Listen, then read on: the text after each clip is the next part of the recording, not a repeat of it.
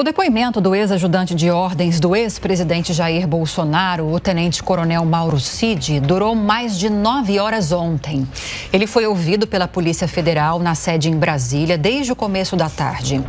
Para a gente falar mais sobre a repercussão, sobre as questões técnicas envolvidas nesse acordo de delação premiada, nós recebemos aqui o doutor em Direito Constitucional, Acácio Miranda da Silva.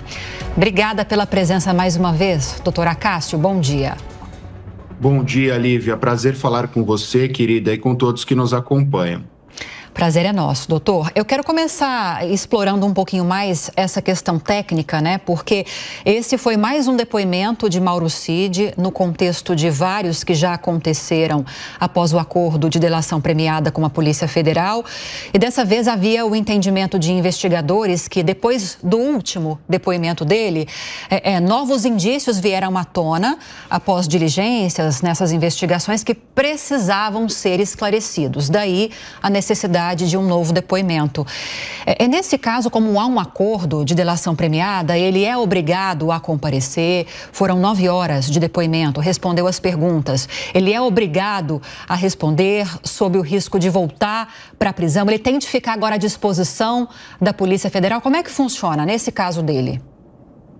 Lívia, sobre o acordo de delação premiada, mais especificamente sobre esse acordo do Mauro Cid, a gente tem que levar em consideração alguns fatores. Primeiro, quando há um acordo de delação premiada, o delator, ele receberá, ao final do processo, alguns benefícios. Então, é óbvio que ele abre mão do seu direito de defesa, é óbvio que ele se obriga perante as autoridades a prestar todos os esclarecimentos possíveis e é óbvio, aí tratando em específico no caso do Mauro Cid, que ele assumiu este compromisso com a Polícia Federal e com o Ministério Público Federal. Então, todas as vezes que ele for chamado, ele deverá comparecer e ele tem também a obrigação de responder todas as perguntas que lhe são feitas. Ele não tem o direito ao silêncio e, obviamente, ele também não poderá mentir. Tanto que, no interrogatório de ontem, o Mauro Cid não é investigado. Ele foi chamado como colaborador em virtude do fato de a investigação que corre contra ele, Mauro Cid, guardar vinculação com a investigação do suposto golpe de Estado. Então, como ele estava presente, ele foi chamado a colaborar e a indicar todas as informações que ele tinha sobre esta tentativa de golpe. Acácio, bom dia. E o que é que significa o depoimento do Mauro Cid de 9 horas? Ou seja, ele varou a noite de ontem, começo da madrugada de hoje, depondo, ter acontecido... Foi o quarto depoimento, aliás, ter acontecido depois de um outro longo depoimento, aí na condição de testemunha do ex-comandante do Exército, Freire Gomes, comandante do Exército na época em que houve a suposta tentativa de golpe, que, segundo o Mauro Cid teria dito aos investigadores, foi confrontado com a minuta golpista e com a intenção de que ele implementasse, ou ajudasse a implementar aquela minuta golpista. Ou seja, o fato de o depoimento ter acontecido ontem nos leva a crer que ele aconteceu para que a Polícia Federal pudesse confrontar, complementar ou confirmar informações dadas por ele anteriormente e confirmadas ou não pelo Freire Gomes, né? Ou seja, é um quebra-cabeça, né? Não é à toa que esses depoimentos aconteceram no momento em que eles aconteceram, né? Rafa, bom dia. Você tem total razão nas suas ponderações. Primeiro, quando nós pensamos numa investigação criminal, ela é composta por várias etapas. Então, a autoridade policial, o Ministério Público, vão fechando um cerco, casinha por casinha. Nesta investigação em específico, não é diferente, com algumas peculiaridades. O general Freire Gomes foi chamado como testemunha. Então, ele tinha plenas condições de se manter em silêncio.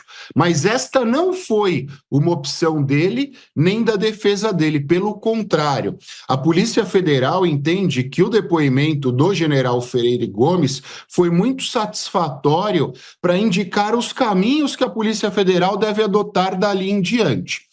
A partir disso, o Mauro Cid já disse e vale repetir, que é delator e não pode se omitir em relação a nada, foi chamado para que ele complementasse o depoimento do general Freire Gomes e, mais do que isso, para que ele indicasse eventuais contradições ou confirmasse as ponderações do general Freire Gomes. Por isso que são 2 depoimentos bastante demorados e são depoimentos bastante parecidos, a julgar pelo que a gente tem acompanhado, no sentido de confirmar o teor daquela reunião, no sentido de confirmar quais eram os objetivos a partir daquela reunião e no sentido de confirmar se há ou não há uma minuta golpista e quem foram os responsáveis pela redação dessa minuta. Doutora Cássio, o Zé Maria tem pergunta também. Perfeito, muito bom dia, doutora Cássio.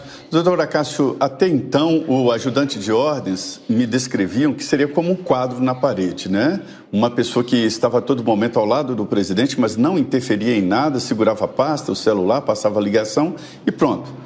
Era um burocrático. Nesse caso do tenente-coronel Cid com o presidente Jair Bolsonaro, parece que a aproximação foi maior. O senhor acha que essa ligação do Cid com Bolsonaro aí é o alvo, quer dizer, o alvo é o ex-presidente Jair Bolsonaro em toda essa investigação? Zé, bom dia, prazer revê-lo. Eu acho que são alguns elementos que a gente precisa levar em consideração. Primeiro, a investigação, como eu disse anteriormente, segue um fluxo normal de investigação. Mas é natural, em considerando os crimes que são apurados, e é natural, em considerando os agentes envolvidos até aqui, que a investigação tenha a tendência de desaguar no ex-presidente Jair Bolsonaro.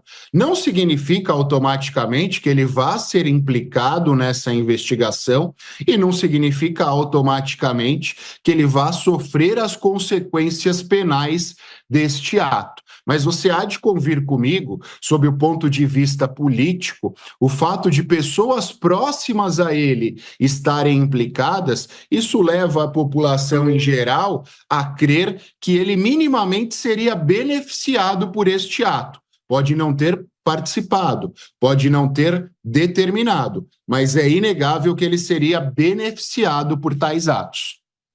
Agora, doutora Cássio, mais cedo eu falava com o Zé Maria Trindade sobre como o teor desses depoimentos de Mauro Cid foi mudando ao longo do tempo. Tudo começou quando foi feito esse acordo, como aquela questão envolvendo, agora nem sei a ordem, tá? Mas vou citar os 2 motivos principais. Fraude em cartões de vacina, para permitir a entrada de Jair Bolsonaro e aliados, inclusive Cid, nos Estados Unidos, sem terem sido imunizados contra a Covid-19.